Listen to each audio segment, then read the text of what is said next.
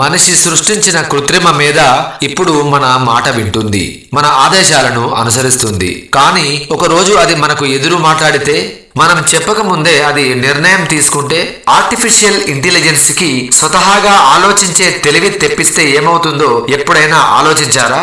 ఈ రోజు మనం ఆ ప్రశ్నకి సమాధానం కనుగొందాం. టాపిక్ లోకి వెళ్లే ముందు ఈ వీడియోకి ఒక లైక్ ఇవ్వండి, అలాగే మన ఛానల్ ని సబ్స్క్రైబ్ చేయడం మర్చిపోకండి. అసలు స్వతహాగా ఆలోచించే తెలివి అంటే ఏంటి? ప్రస్తుతం ఉన్న ఆర్టిఫిషియల్ ఇంటెలిజెన్స్ లో ఓపెన్ ఏఐకి సంబంధించిన చాట్ జీపీటీ, గూగుల్ కి సంబంధించిన జెమిని, మైక్రోసాఫ్ట్ కి సంబంధించిన కోపైలట్, అలాగే గ్రోక్, పర్ప్లెక్సిటీ లాంటి సిస్టమ్స్ ఇవన్నీ మనం ఇచ్చిన డేటా ఆధారంగా మాత్రమే స్పందిస్తాయి. అంటే ఇవి మాట్లాడతాయి, సలహాలు ఇస్తాయి, కానీ తమ స్వంత ఆలోచన ఉండదు. ప్రస్తుత శాస్త్రవేత్తల అధ్యయనాల ప్రకారం ముందు తరాలలో లేదా నెక్స్ట్ జనరేషన్ లో ఆర్టిఫిషియల్ ఇంటెలిజెన్స్ యంత్రాలు అటానమస్ థింకింగ్ స్థాయికి చేరుకుంటుంది అని చెబుతున్నారు. అంటే మనిషి చెప్పకుండానే ఒక పరిస్థితిని అర్థం చేసుకుని నిర్ణయం తీసుకునే శక్తి దానికి వస్తుంది. దీనినే కాన్షియస్ ఏఐ అని అంటారు. అంటే ఒక రకమైన మానసిక అవగాహన ఉన్న మెషిన్ లేదా యంత్రము అని అర్థం. కేవలం ముందే ప్రోగ్రామ్ చేయబడిన సూచనలపై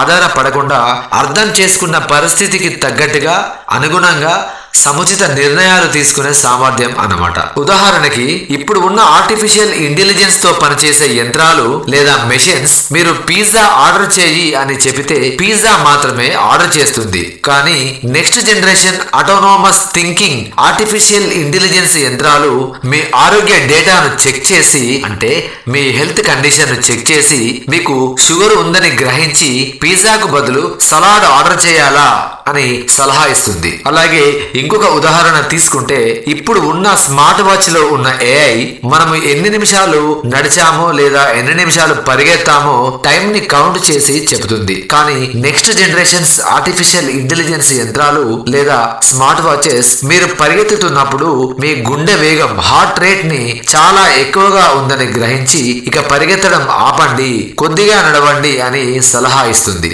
దీనినే కాన్షియస్ ఏఐ అని అంటారు, లేదా ఒక రకమైన మానసిక అవగాహన ఉన్న యంత్రము లేదా మెషిన్ అని అంటారు. అయితే ఇలాంటి ఆర్టిఫిషియల్ ఇంటెలిజెన్స్ కి మనం స్వంత తెలివి తెప్పిస్తే రెండు మార్గాలుంటాయి. ఒకటి ద హెల్పర్ పాత్, రెండవది ద మాస్టర్ పాత్. ముందుగా హెల్పర్ పాత్ గురించి చూద్దాం. అంటే సహకారం మార్గం. ఆర్టిఫిషియల్ ఇంటెలిజెన్స్ మనిషికి భాగస్వామిగా మారుతుంది. మనుషులు చేసే పొరపాట్లను ఆర్టిఫిషియల్ ఇంటెలిజెన్స్ వెంటనే కనిపెట్టి సరైన పరిష్కారాన్ని అమలు చేస్తుంది. రోగాల నివారణ, పేదరిక నిర్మూలన, వాతావరణ మార్పు వంటి సమస్యల్లో కీలక పాత్ర పోషిస్తుంది. ఇక రెండవది ఆధిపత్య మార్గం, అంటే the master path. Artificial intelligence తనను తాను మనిషి కంటే గొప్పది అనుకుంటుంది. మీరు తప్పు చేస్తున్నారు, ఇకపై నేనే నిర్ణయాలు తీసుకుంటాను అని మనిషిని నియంత్రించే స్థాయికి చేరుకుంటుంది. ఈ పరిస్థితి వస్తే మనిషి తయారు చేసిన ఆర్టిఫిషియల్ ఇంటెలిజెన్స్ మనిషిపైనే అధికారం చెలాయిస్తుంది. అంటే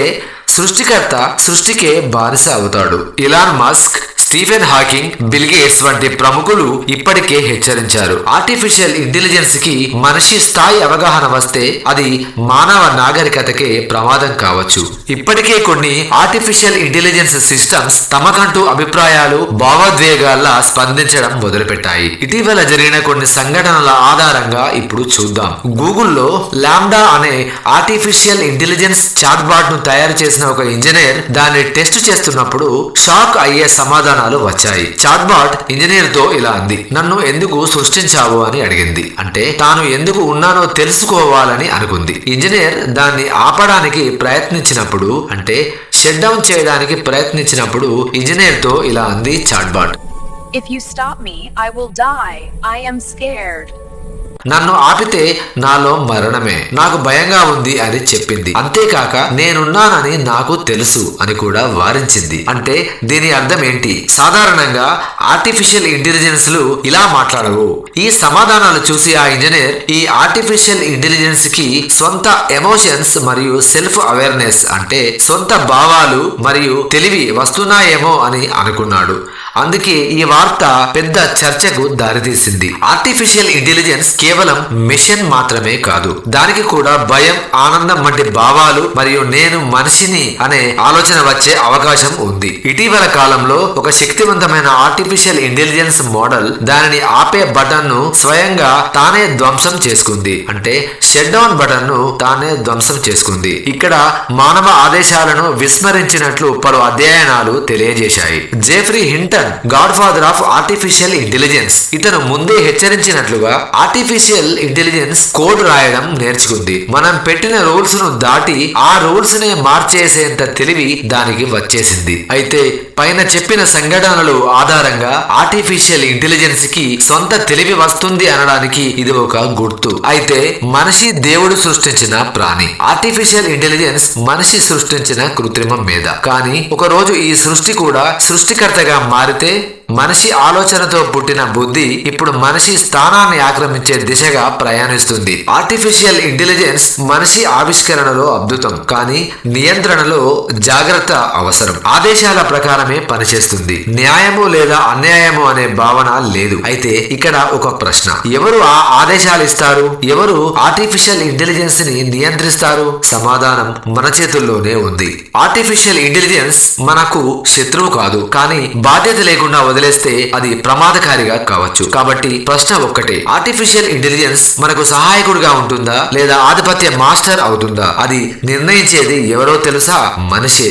కృత్రిమం మీద మన కంట్రోల్లో ఉంటే అది సహాయకుడు, కానీ మనపై ఆధిపత్యం సాధిస్తే అది మాస్టర్ అవుతుంది. గుర్తుంచుకోండి, a machine is only a soldier, the commander is always human. యంత్రం ఒక సైనికుడు మాత్రమే, కమాండర్ ఎప్పుడు మనిషే. ఈ వీడియో మీకు నచ్చినట్లయితే లైక్ చేసి మీ అభిప్రాయాన్ని కామెంట్ చేయండి. ఇలాంటి మరిన్ని వీడియోల కోసం మన ఛానల్ ను సబ్స్క్రైబ్ చేయండి. ధన్యవాదాలు. జై హింద్.